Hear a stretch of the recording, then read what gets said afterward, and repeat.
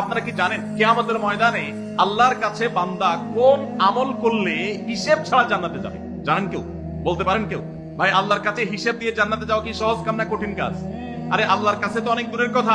আপনি যে প্রতিষ্ঠানে চাকরি করেন তার মালিকের কাছে, উপরস্থ বসের কাছে একেবারে পুঙ্খানুপুঙ্খ করে প্রতিটা পয়সার হিসাব দিয়ে একদম সবকিছুতে পারফেক্টনেস প্রমাণ করা, এটাই তো একটা কঠিন কাজ, দুঃসাধ্য কাজ।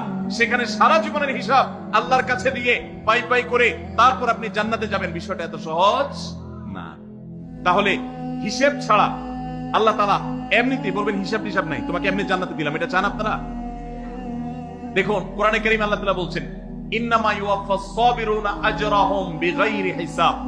আল্লাহ বিনিময় দেওয়ার ক্ষেত্রে, সওয়াব দেওয়ার ক্ষেত্রে দুনিয়াতে যারা সবরকারী হবে, যারা ধৈর্যশীল হবে, যারা সহিষ্ণু হবে, যারা নিজেকে নিয়ন্ত্রণ করতে পারবে, এই সবরকারীদেরকে আল্লাহ তাআলা হিসেব ছাড়া দিবেন, তাদেরকে সওয়াব দিবেন হিসেব ছাড়া।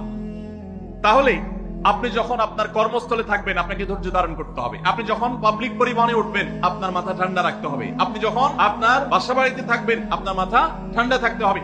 মাথা গরম হয়ে যায় যাদের, হট মেজাজ যারা, কথায় কথায় মাথা গরম হয়ে যায়, ধৈর্যহীন হয়ে যায়, যেখানে সেখানে গন্ডগোল বাঁধে।